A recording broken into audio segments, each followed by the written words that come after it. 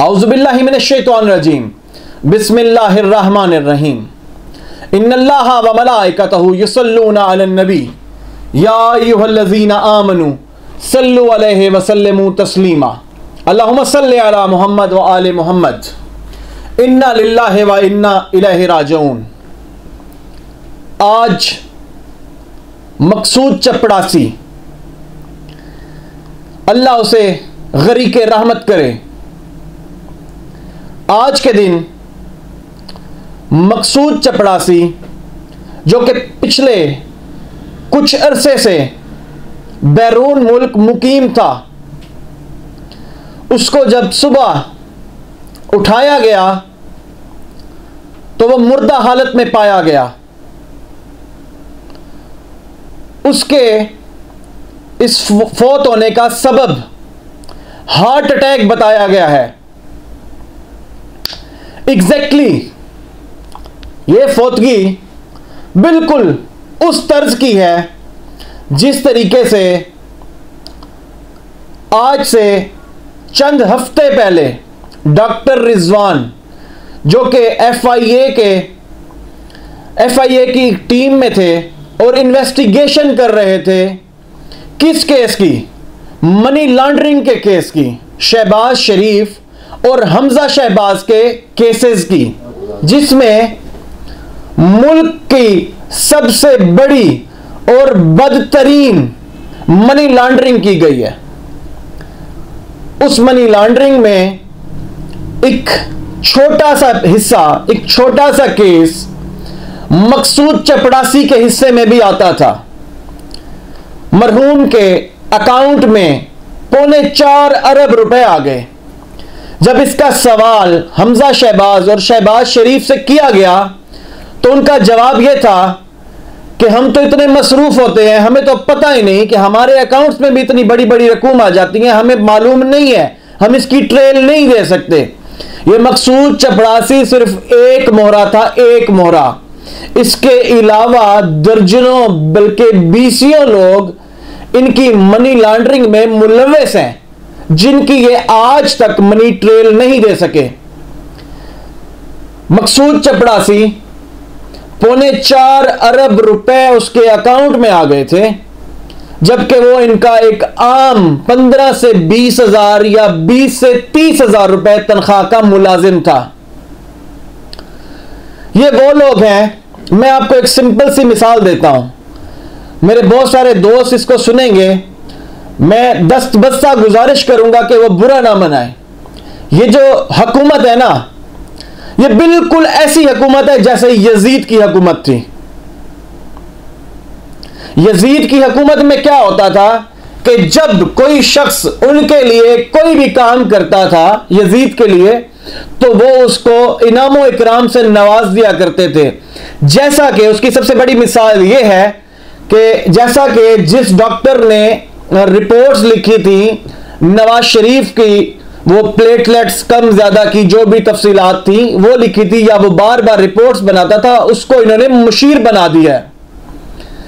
ऐसे ही जो लोग इनके अपने ही मोहरे थे, लेकिन सबूतों को खत्म करने के लिए, क्योंकि पिछली ही पेशी के अंदर कहा गया था कि मकसूद चपड़ासी को अगली दफा अदालत में पेश करना है, अदालत आलिया में, क्योंकि उस पर फर्द जुर्म आयद करना था, बल्कि इन पर भी फर्द जुर्म आना था, क्योंकि ये दोनों बाप बेटा, वो चीफ मिनिस्टर और वो प्राइम मिनिस्टर, जो क्राइम मिनिस्टर है बेसिकली, वो जो शोबाज है, और ये चीफ मिनिस्टर, इन दोनों पे फर्द जुर्म आयद हो जानी थी।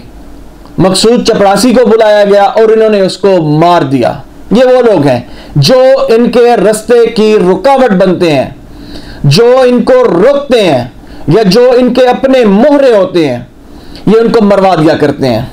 ये बिल्कुल, ये जो ये हुकूमत है, ये बिल्कुल उसी तर्ज पे चल रही है जिस तरह यजीद की हुकूमत थी। मैं इससे बढ़ के और क्या कह सकता हूं? अपने इस मुल्क पे रो सकता हूं। वो जो अरबों खरबों रुपए की मनी लॉन्ड्रिंग कर गए हैं, वो हमारे इस टाइम मुल्क की यानी कि शराफिया बने बैठे हैं।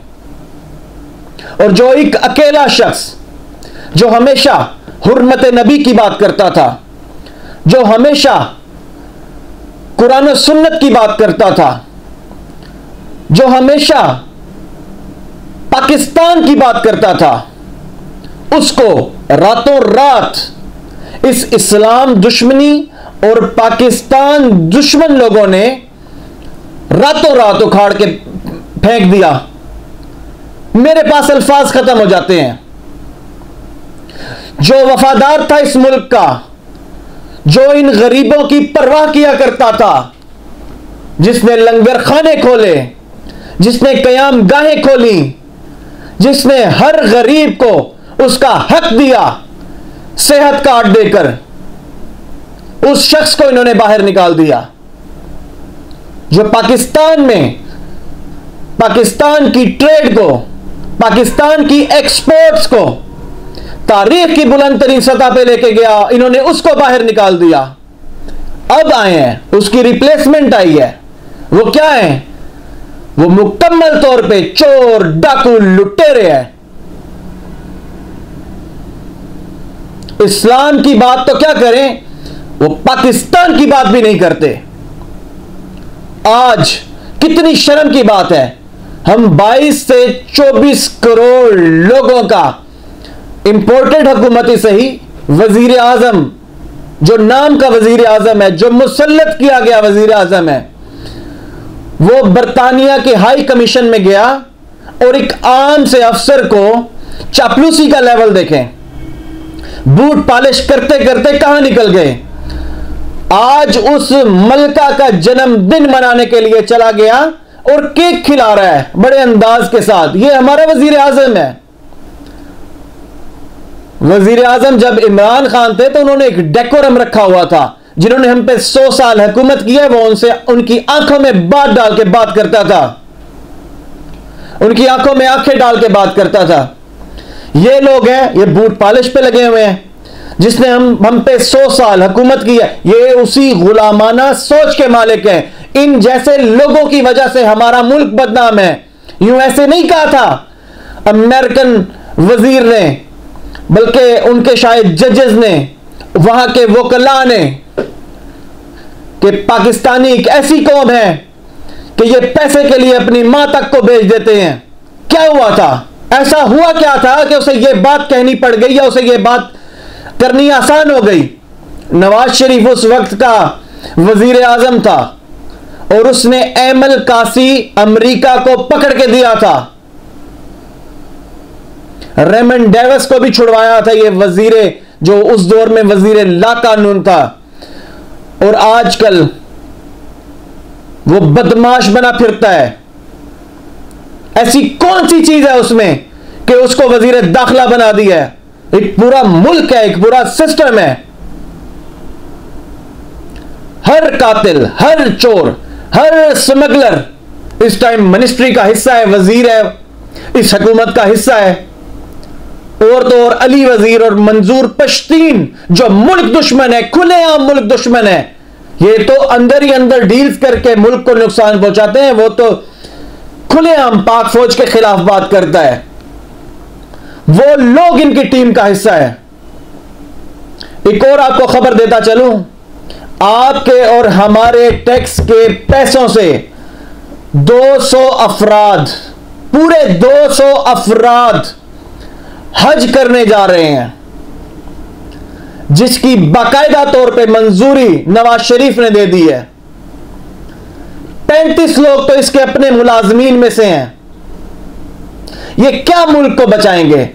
ये मुल्क को, जब महंगाई नहीं थी, हम फिर भी कहते हैं कि महंगाई थी इमरान खान के दौर में, लेकिन अगर इनसे कंपेयर करें तो महंगाई नहीं थी। उस दौर में वो माइक उठा के और कैमरा उठा के वो पहुंचे हुए हर जगह पे कि हमें बताया जाए कितनी महंगाई है, गरीब मर गए। अब क्या हो गया तुम्हें? अब तुम कहां मर गए हो? तुम्हें अब नजर नहीं आती महंगाई? तुम्हें अब गरीब नजर नहीं आता? अब तुमने महंगाई का नाम मुश्किल फैसले रख दिए। जब इतने अच्छे तरीके से एक शख्स हुकूमत चला रहा था, तुम्हें क्या जरूरत पड़ी थी रातों रात हुकूमत गिराने की? पाकिस्तान की कौम अब बेदार हो चुकी है। बहुत जल्द वो तुम्हें इस इलेक्शन के थ्रू इंशाअल्लाह ताला बहुत जल्द तुम्हारी हुकूमत का खात्मा करेगी। बहुत जल्द तुम्हें इंशाअल्लाह ताला इसी मुल्क की अदलिया से तुम्हें ऐसी सजाएं मिलेंगी कि करप्शन का नाम इंशाअल्लाह ताला पाकिस्तान की सफ़े हस्ती से मिट जाएगा। हमेशा जब बुराई बढ़ती है तो तुम्हें पता होना चाहिए कि वो कम हो जाती है, वो खत्म हो जाती है। हर एक चीज का अरूज है, हर एक उसी चीज का जवाल भी है। आज तुम जो करप्शन ज़्यादा लोग हो, आज तुम अरूज पे हो, बहुत जल्द इंशाअल्लाह ताला तुम्हारा जवाल होगा। और मेरा मुल्क एक नूर है, मेरा मुल्क एक नूर है जो 27वीं शब को माह रमजान में 1947 में वजूद में आया है। ये इस बात की ताईद होती है, इस बात की तस्दीक होती है कि मेरा मुल्क इंशाअल्लाह ताला ता क़यामत रहेगा, जो सिर्फ और सिर्फ अल्लाह, उसके प्यारे नबी, उनकी आल, उनके असहाब के नाम पे बना है।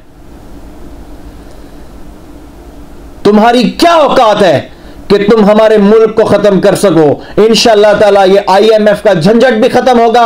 इंशाअल्लाह ताला मेरा मुल्क दिन दुगनी रात चुगनी तरक्की भी करेगा। और इंशाअल्लाह ताला तुम जैसी नहुस्तें इस पाकिस्तान की सफ़े हस्ती से मिट जाएंगी। बहुत अच्छी उम्मीद और यकीन के साथ कि अब पाकिस्तानी कौम इन जैसे लुटेरों, चोरों, डाकुओं को कतई तौर पे वोट नहीं देगी। और जो मुल्क का मुहिब्बे वतन पाकिस्तानी है, इमरान खान, इंशाअल्लाह ताला उसको जितवाएगी और यकीनन वो भी हमारे मुल्क के लिए अच्छे काम करेंगे। बहुत शुक्रिया, जज़ाकुमुल्लाह, खुदा हाफिज।